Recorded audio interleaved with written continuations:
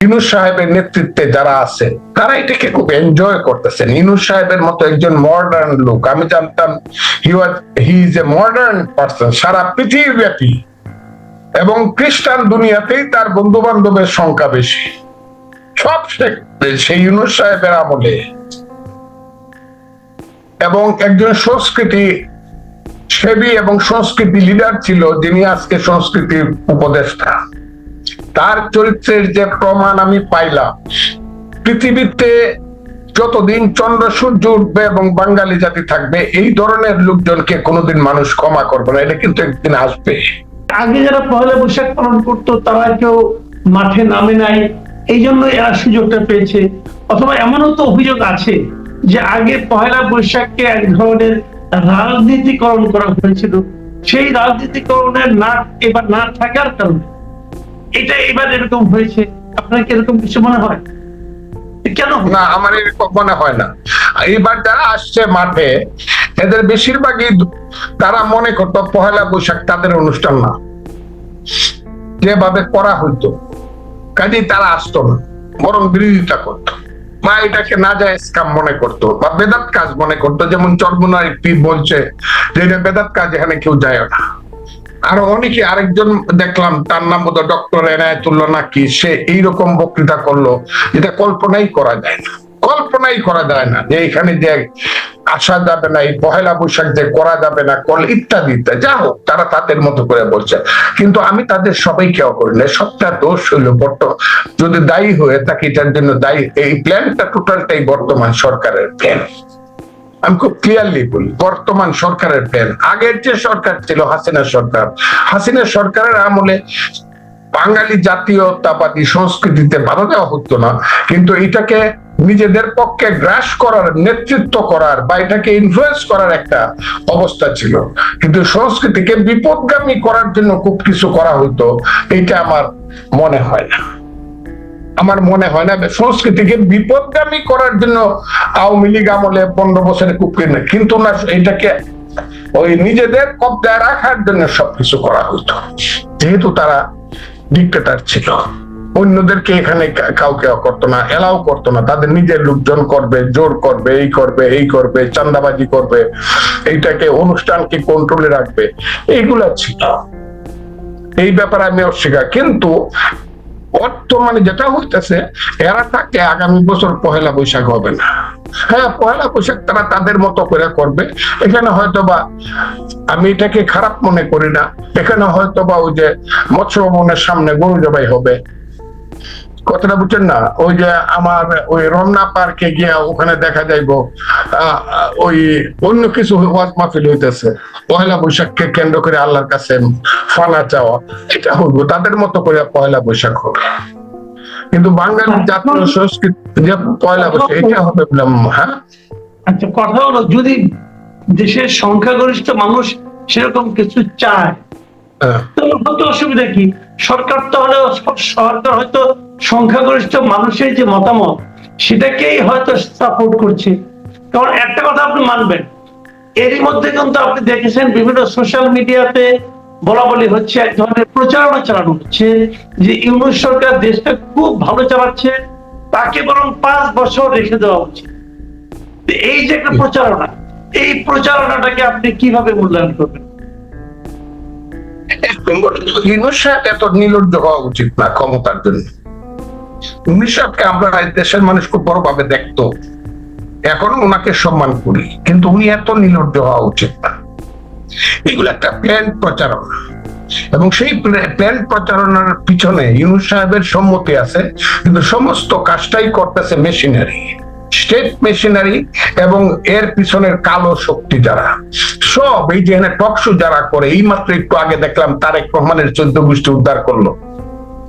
হ্যাঁ, তারেক রহমান কেন বলছে যে আপনারা এয়ার কন্ডিশন রুমে বসে যে সংস্কারের কথা বলেন, এই কথাটা পাওয়ার কারণে এই যে সুলেমান নামে একজন লোক, সুলেমান, আপনাকে আমি দেখাইছি কি কইলো তারেক রহমানকে। তারেক রহমান সাহেব কি করবে, এটা ওনার ব্যাপার। সালাউদ্দিন শুধু বলছে যে আপনারা 5 বছর থাকবেন, কিন্তু আমরা তো প্রত্যেকদিন আপনাদেরকে মনে করিয়ে দিব যে আপনারা নন ইলেক্টেড গভর্নমেন্ট। অনির্বাচিত সরকার। এইটা কি দোষের কথা হয়েছে, কি অসভ্য কথা হয়েছে, কি গণতন্ত্রের বাইরের কথা। সালাউদ্দিনের 14 গোষ্ঠী আজকে সারাদিন উদ্ধার করে ফেলতেছে, অকল্পনীয়, ওটা চিন্তাই করা যায় না। এতদিন মির্জা আব্বাস, মির্জা ফখরুল কইছে, তারা এখন একটু থামছে, আজকে আবার সালাউদ্দিন আহমদ বিএনপির স্থায়ী কমে, ও যে ওকে নিয়ে গেছিল, ওকে 5 বছর শিক্ষা দিয়া তারপরে পাঠাইছে, রে সবকিছু করছে, ও যে মুখের টাকা খাইছে, মুখের টাকা খাইছে, ওরে যে মানে অকল্পনীয়। অথচ 2 দিন আগে সালাউদ্দিন আহমদ সম্পর্কে এরা এত বেশি সুনাম করছে যেটা আপনি কল্পনা করতে পারবেন না। এরা একটা সংঘবদ্ধ চক্র, সেই চক্র কি হবে না হবে আমি জানি না।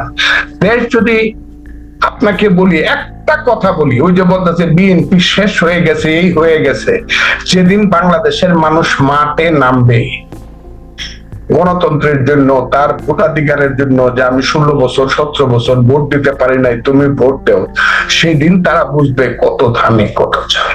ওই যে বলে নামে দেখে যায়। আমি আপনাকে কথাটা খুব ক্লিয়ারলি বলি, এখানে যদি একটা কথা হলো, আমার প্রথম কথা হলো, এরা যদি নির্লজ্জ না হয়, চুরি চুট্টামি না করতে চায়, রাষ্ট্র ক্ষমতাকে ব্যবহার করে যদি এইসব কি বলবো স্বাধীনতা বিরোধী শক্তির সন্তানরা বলবো বা তাদের কি বলবো, নাইটেই নাই বা বললাম, যারা এইসব ইউটিউবে কথা বলে, তারা যদি মনুষ্যত্ব বিবেকের অধিকারী হয়, ভোটটা দিয়া দেখো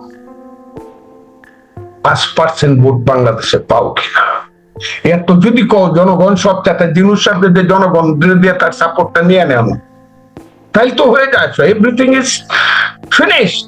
জিনুস সাহেব জনগণ তাকে চাইছে, কিন্তু নীলজ্জের মতো প্রত্যেক দিন এই যে ইউটিউবার হইয়া দেশে বিদেশে এই যে রাষ্ট্র ক্ষমতার জন্য, রাষ্ট্রটাকে লুটপাট করার জন্য এবং মধ্যযুগীয় বর্বরতার দিকে এই দেশটাকে ঠেলে দেওয়ার জন্য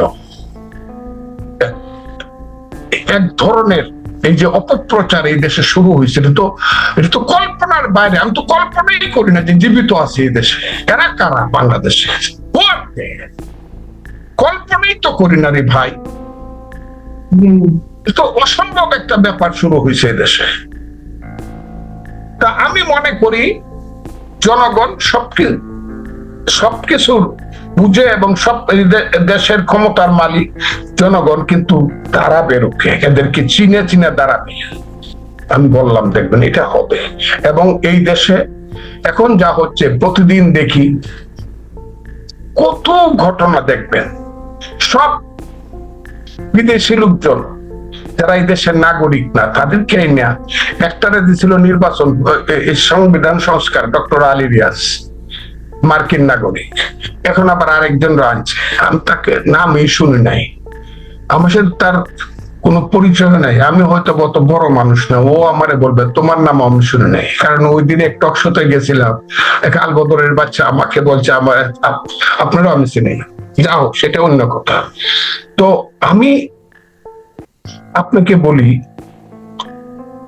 উনি কে, আমি চাই ইতিহাসটা দেখলাম, উনিও তো অন্য দেশের নাগরিক, উনার উপর একটা জাতীয় নিরাপত্তার দায়িত্ব দিয়ে দেওয়া হইলো, যে পোস্ট পজিশন কোনোদিন ছিল না।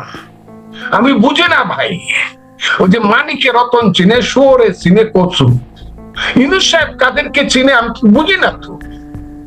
কারণ তাদের নামে আমি 2001 সনে আমি যা দেখছি এবং শুনছি, ইউটিউবে দেখছি, অবশ্য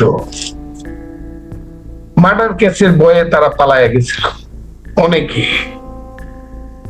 তাদের নামে ক্রিমিনাল কেস হবে এবং মার্ডার কেস হবে, সেই কারণে সেই সময় সরকারকে ইনফ্লুয়েন্স করে 2001 সনের সরকারকে ইনফ্লুয়েন্স করে তা পালায়া গেছিল। এদেরকে দিয়ে যদি দেশ চালাইতে হয়, তাহলে তো দেশে আমাদের আত্মহত্যা করা উচিত। আর কি মানুষ নাই দেশে, সব বাইরে থেকে লোক আনবো। আর একটা ছেলে করতে আনছে, আরে বাপরে, সে নাকি পৃথিবীর শ্রেষ্ঠ অর্থনীতিবিদ। ওই সিলেটে একটা ছেলে, আমি সিলেটে অনেককেই গেলাম, অনেককে, তারা সিলেটে ম্যাটার করে। আমি আপনাকে সিলেট জেলায় 19টা পার্লামেন্ট সিট, 1 কোটি মানুষ আছে, প্রায় 80 লক্ষ মানুষ আছে সিলেট জেলায়। আমি সিলেট, গ্রেটার সিলেটে আমি সবচেয়ে বড় জনপ্রিয় নেতা যারা সিলেটের সবচেয়ে জনপ্রিয়, আমি তাদেরকে সবাইকে জিজ্ঞাসা করছি, এই মহামানবকে একজন লোকেও তাকে চিনে না। সে আইসে আমাদের দেশ উন্নত করে দিব, আমরা নাকি এখন সিঙ্গাপুরের মতো হয়ে যাবো, কারণ সিঙ্গাপুরের সমস্ত জ্ঞান নাকি সে আমাদের দেশে নিয়ে আসছে। অলরেডি টাকা পয়সা আমাদের দেশে ইনভেস্ট হয়ে যাইতেছে, আর শনৈ শনৈ করে উন্নতি হইতেছে। কিছুদিন আগে কইছে আমার বন্ধু মান্না সাহেবই কইছে, আমার হাসি পাইছে, ইউনূস সাহেব তো ম্যাজিক দেখাইলো। হ্যাঁ, ম্যাজিক দেখাইছে, রোজাতে দাম কম ছিল, কেন ছিল সেটা ডিমান্ড এন্ড সাপ্লাই এর উপর নির্ভর করে। আমি তো আর ইকোনমিস্ট না, কিন্তু এখন দেখা যাচ্ছে আবার বাজারে আগুন লাগতেছে। এই যে সবজি বাজার একটু কমাইলে করে এই যে একবারে সব হয়ে গেছে না। কাজে আমি মনে করি যে দেশ যদি ভালো চলতে হয়, ইভেন দেশ যেভাবেই চলুক, এই দেশটা আমরা গণতন্ত্রের জন্য সৃষ্টি করছি এবং সেই গণতন্ত্রের পথে যাইতে হবে। এবং ইউনূস সাহেব ডিসেম্বরে নির্বাচন দেওয়ার কথা প্রতিজ্ঞা করছিল, ওই দিনে শপথ করছিল, আবার 2 ঘন্টার মধ্যেই দেখা গেল উনি আবার বদল করে ফেলছে। এটা আমার কাছে খুব সাংঘাতিক লাগে ভাই। এইগুলো হলো গ্রাম্য, ওই যে দোকানদারি করে, যে মুদি দোকানদারি করে লোকজন, না ভাই আমি 1 পয়সা লাভ করছি না, আল্লাহর দোয়ায় আমার তেলের লাভ নেই, আপনাকে বিনা পয়সায় দিয়া দিলাম, বিনা লাভে দিয়া দিলাম কইয়া, কিন্তু দেখা গেল যে না, এটার এই সব লোক, এদেরকে মানুষ বিভিন্ন টাইটেল দেয় গ্রামে। এখন সকালে একরকম করলাম, বিকালে একরকম করলাম। আমরা ইউনূস সাহেবের মতো মহান ব্যক্তির কাছ থেকে এইসব ধরনের সকাল বিকাল কথা পরিবর্তনের সংস্কৃতি আমরা বিশ্বাস করি না। কারণ আমাদের পূর্বপুরুষরা যতই খারাপ হোক, যাদেরকে ফ্যাসিস্ট বলা হচ্ছে, সেই শেখ মুজিবুর রহমান কিন্তু সকাল বিকাল কথা বদলায় নাই। একবারে খারাপ মানুষটার কথা বললাম, মৌলানা ভাসানী, শেরে বাংলা ফজলুল হক, হোসেন শহীদ সোহরাওয়ার্দী, রাষ্ট্রের নেতা যারা হয়েছে, ইভেন আরো অনেকেই আছে, নাম নাই বা বললাম। ধরেন আমাদের দলের প্রতিষ্ঠাতা জনাব জিয়াউর রহমান সকাল বিকাল কথা বদলানোর মানুষ ছিলেন না। আমি তো তার ইউনূস সাহেব তো বুঝতেছি না, উনি তো রাষ্ট্র চালাবেন, উনি সকাল বিকাল কথা বদলান। তাইলে তুমি আবার যদি ওই যে এটা তো ওই যে রাখাল বালকের মতো হবে, যে রাখাল বালক প্রত্যেক দিন ঘুম থেকে উঠে বলতো, আরে আসেন গ্রামবাসী তোমরা তাড়াতাড়ি আসো, বাঘ আসছে বাঘ আসছে। কিন্তু 3 দিন গ্রামবাসী দৌড়ায় গেল, তার ফাঁক এবং ফাঁকিতে পড়ে 4দিন দিন যেদিন রিয়েলি বাঘ আসলো, সেই দিন আর কেউ গেল না। ইউনূস সাহেবের কথা এমনও হইতে পারে, সরকারের কথা কেউ বিশ্বাস নাও করতে পারে, এমন একদিন আসবে। এটা আমরা, এই সংস্কৃতিটা আমরা চাই না। আজকে 1 বৈশাখ আমি হাত জোর করে দাবি করছি, হাত জোর করে দাবি করতেছি, সব পেনিয়া বসেন জনাব ইউনূস সাহেব, দেশ কিন্তু খুব খারাপের দিকে যাচ্ছে। আপনি খলিলুর রহমানদের মতো লোককে বাংলাদেশে নিরাপত্তার দায়িত্ব দিচ্ছেন। হায় রে খলিলুর রহমান, ফজলুর রহমান তাকে চেনে না, তার আবার নিরাপত্তার দায়িত্ব দেওয়ার কি আছে? সে কি বড় মাপের মানুষ, ফজলুর রহমানের মতো মানুষ তাকে চিনে না? হ্যাঁ আমি চিনি তাকে, কিভাবে চিনি সেটা তো বলছি। মার্ডার কেসের আসামি হইতে হইতে বাঁচা গেছিল, এবং কিভাবে বাঁচছিল স্টেট ইনফ্লুয়েন্সে সেটা তো আমি জানি। কাজে এই সব লোককে দিয়ে দেশ চলে, আমাদেরকে অপমান করেন না আপনি। আল্লাহর রাস্তে ইলেকশনটা নির্বাচিত সরকার দেশ চালাক, খারাপ চালাইবো না ভালো চালাইবো এটা বাংলাদেশের জনগণ বুঝবে। আর প্রত্যেকদিন এখন আমারে আগে বকছেন, এখন আমার বকা কমছে। এখন একটা আমাদের নেতা তারেক রহমান সাহেব পর্যন্ত বকা গেছে, এমন বকা গেছে যে সুলাইমান লোকটা, এই 10 মিনিট আগে শুনলাম তারেক, আমাদের ভারপ্রাপ্ত চেয়ারম্যান তারেক রহমান সাহেবকে এই ধরনের গালাগালি করছে, যেটা কল্পনাই করা যায় না। অসভ্য মতো গালাগালি করছে, অসংস্কৃতি ভাষায়, যেগুলো কল্পনায়। আর অন্যদেরকে কি কইছে, সালাউদ্দিনদেরকে, আহমদদেরকে, এটা তো আমি বলছি আপনাকে। এই যে শুরু হয়েছে, এর থেকে দেশকে বাঁচান। তারা কেউ না, তারা নির্বাচিত কেউ না, তারা অনির্বাচিত অনির্বাচিত অনির্বাচিত। এবং তাদের যদি লজ্জা থাকে তাহলে দ্রুত নির্বাচন দেওয়া, এই দেশের যারা মেজরিটি হবে জনগণের দায়িত্বে, জনগণের ভোটে তাদের হাতে দয়া করিয়া দায়িত্ব ছেড়ে চলে দেওয়া উচিত। এটা হলো